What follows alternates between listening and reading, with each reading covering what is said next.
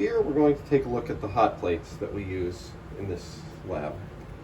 These hot plates are a little bit more complex and have more features than the ones that you've used previously, and so I want to go over some of the basics on how we use them. Before you use them, in addition to making sure that they're plugged in, you also want to make sure that you have one of these pieces here. This is a temperature probe and gives you much better control over the temperature when you use this hot plate than hot plates you've used previously. The way that you set this up depends on what you want to heat. If you need to set up a water bath or a sand bath, we have these glass dishes that are located in each fume hood, and you can place them on the hot plate and fill them with either sand or water, depending on how hot you need to heat things up. And then you can place your temperature probe inside of that. If the heating that you're doing is taking place directly with a round bottom flask, then what you'll need are these metal inserts. And you start by placing this first one on top of the hot plate. You'll notice on top that there's a small hole that the temperature probe can fit in. And then on each of these inserts, you can see that there's a size given, and that size corresponds to the size of the round bottom flask.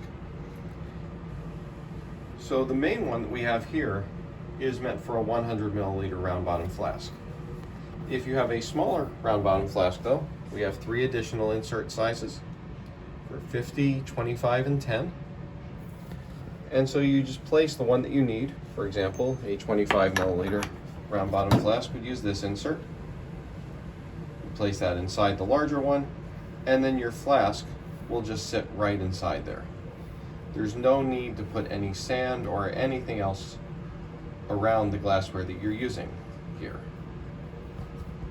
Once you're set up like this, whether it's using one of these inserts or a water or sand bath, you can go ahead and set your temperature. Your temperature here is set on the right. You can see that right now it's set to off.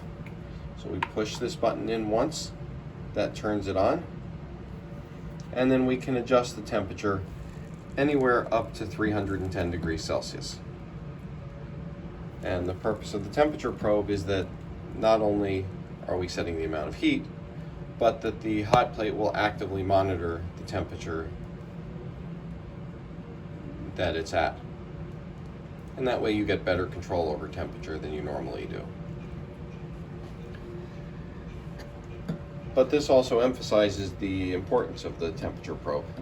If you attempt to heat without this probe in place, and you just have it sitting off to the side like that,